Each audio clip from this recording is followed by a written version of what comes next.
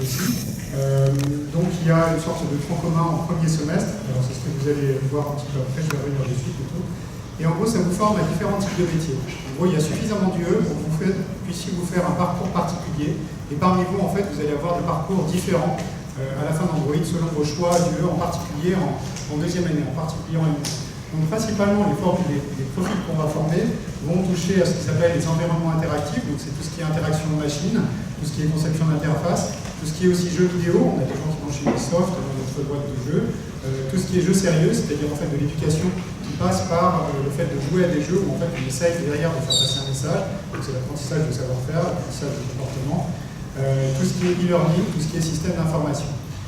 Ensuite, on a un parcours qui est plus orienté sur les systèmes intelligents, y compris la robotique, où là on va s'intéresser à ce qu'on appelle les systèmes multi-agents, donc le fait d'avoir plusieurs entités en interaction les unes avec les autres, ce qui va poser beaucoup de questions de coordination, de coopération, de dynamique, d'équilibre, et tout ce qui touche aussi à la robotique industrielle et domestique, enfin aux aspects intelligence artificielle en robotique. On ne va pas fabriquer des robots, on va se poser la question de savoir comment les programmer, ce qui est exactement des choses qui intéressent des boîtes comme Google, comme Apple, qui se lancent aussi dans la robotique de service. Ensuite, on a une partie recherche opérationnelle et décision qui va s'intéresser en fait à tout ce qui arrive, tout ce qui va ensuite dans le domaine du transport, de l'énergie, tout ce qui est optimisation de problèmes, tout ce qui est en fait résolution de problèmes avec pas mal de formalisation, de théorie. Alors, pour avoir un profil parmi ceux-là, vous pouvez avoir une teinte qui est plus ou moins de ces profils, ou alors être biclassé, enfin avoir deux de ces profils, selon les choix qui vont être faits pendant vos 2 années.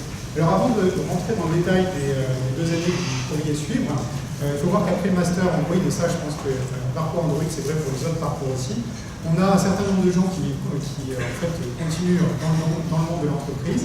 Donc là j'ai mis quelques acteurs qui en fait engagent vos prédécesseurs, hein, nos étudiants. Donc ça va de Orange à Google, à EDF, à SNCF, à EADS, TLS, qui sont des entreprises de défense.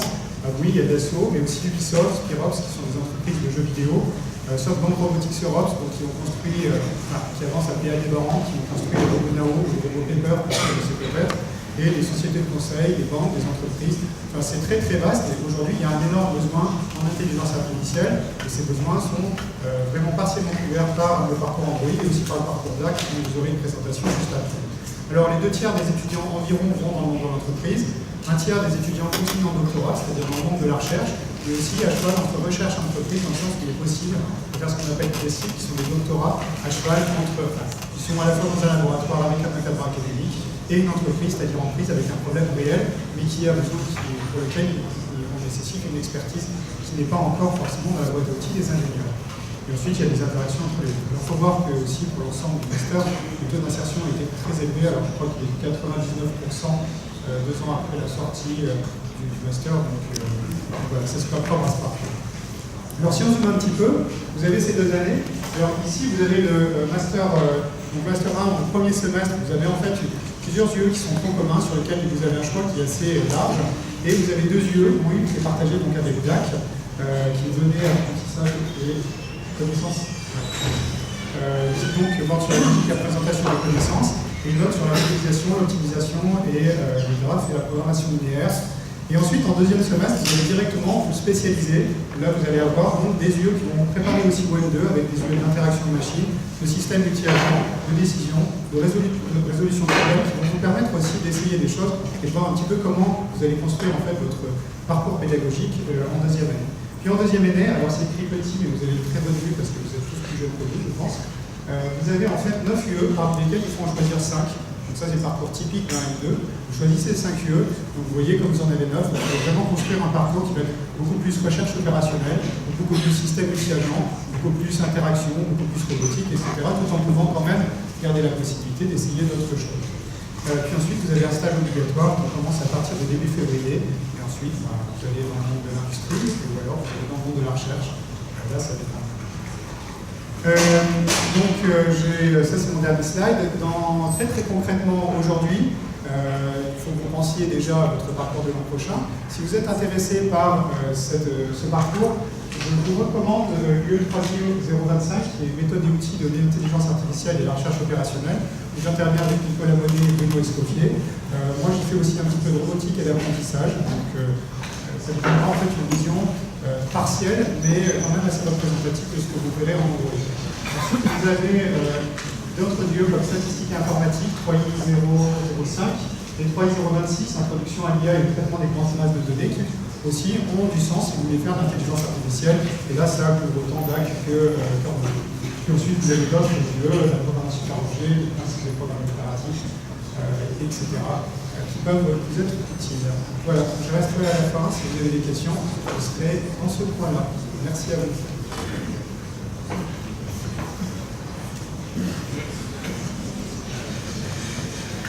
Bien. Bonjour à tous, donc Vincent Pic, je suis co-responsable du master de la spécialité DAC que je vais vous présenter maintenant. Donc effectivement, c'est la seconde spécialité d'intelligence artificielle que vous pouvez choisir dans le master d'informatique. Il y a un certain nombre de points communs avec ce que vous venez de voir en Android, et on va voir que nous, on a une vraie spécialité sur les data science et la manipulation des données. Donc l'idée, c'est que les données, c'est le pétrole du 21e siècle. Alors ça, c'est la petite phrase acquicheuse. Maintenant, ce qu'on constate, c'est que les entreprises sont extrêmement demandeuses de ces profils. C'est-à-dire, l'enjeu, c'est même pas de trouver du travail à la fin du master, c'est de choisir dans quel type d'entreprise on a envie de partir. Alors, rien que sur les demandes de stage, c'est assez colossal. Alors, qu'est-ce qu'on peut faire quand on fait du traitement de données?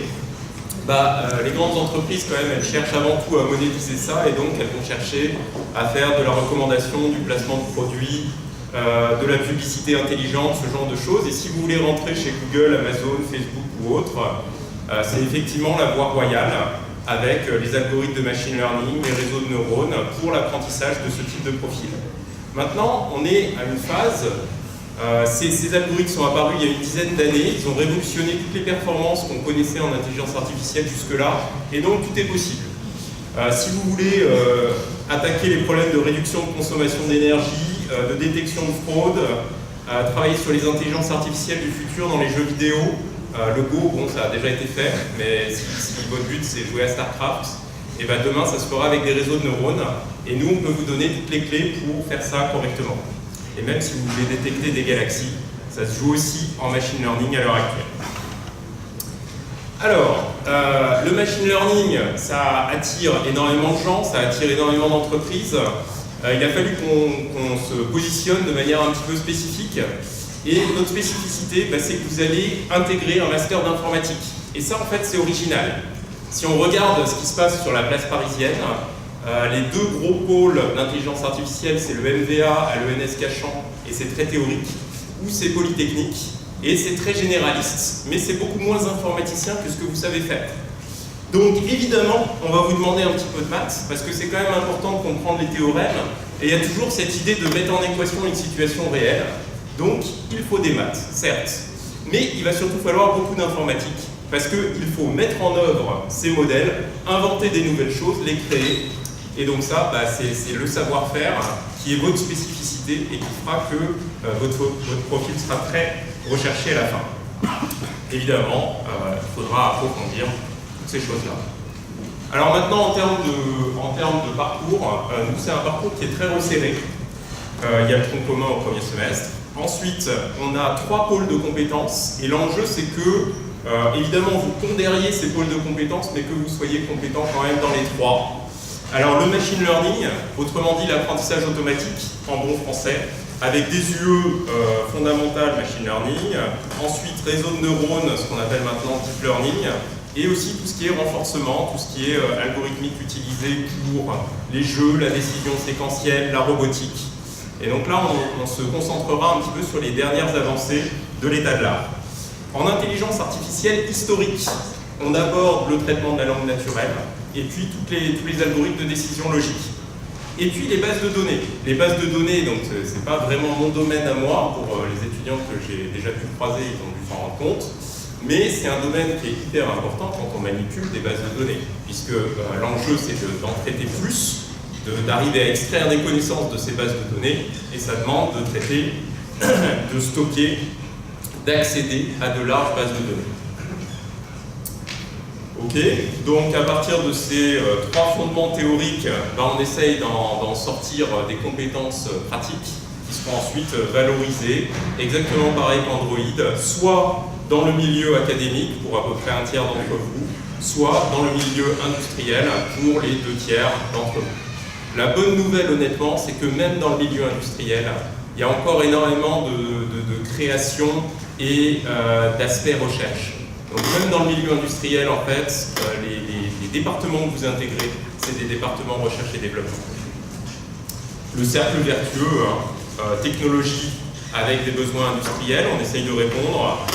Pour y répondre, on a besoin des algorithmes de la recherche. Et donc là, il faut savoir lire des articles scientifiques et faire un petit peu de maths, comprendre la théorie, et puis de nouveau implémenter et boucler la boucle. C'est les mêmes recommandations qu'Android pour ce qui est recommandé dans votre parcours actuel. On espère que vous êtes fort en programmation parce que c'est super important pour nous. En base de données également parce que vous devez accéder à des données. Et puis ce qu'on vous recommande, c'est statistique et informatique pour mettre en équation un petit peu ce qu'on croise dans le monde de tous les jours. L'introduction à l'intelligence artificielle et aux grandes masses de données. Et puis un petit peu de technologie du web. Toujours cette idée de mélanger base de données, mélanger aussi accéder aux données, parce que le web c'est les données. Mélanger la mise en valeur de tout ce que vous allez créer comme modèle. Et donc, c'est des technologies qui sont vraiment utiles et on vous recommande cette UE-là en particulier. Voilà, le Master DAC, comme Android également, est adossé à des équipes de recherche. Donc, ces équipes de recherche sont en lien fort avec l'industrie. On peut vous proposer du coup, des débouchés dans toutes nos entreprises partenaires au niveau de la recherche, également dans toutes les entreprises qui nous démarchent. Ça crée énormément d'opportunités et je pense que pour vous, c'est une vraie chance. On participe à un certain nombre de hackathons, on croise beaucoup de monde, on essaye de mélanger une grande proportion d'étudiants qui viennent de la licence d'informatique, comme vous en fait, avec quelques élèves ingénieurs, il y a toujours quelques polytechniciens, des gens des mines, quelques gens qui viennent des maths financières. On agite un petit peu le tout. Et en M2, quand on participe au hackathon, eh bien, en général, on obtient des résultats qui sont assez brillants, même au niveau mondial. Typiquement, on envoie nos étudiants dans les challenges Google, et ça se passe très très bien sur les dernières années. Voilà, eh bien, en espérant vous croiser plus tard. Merci.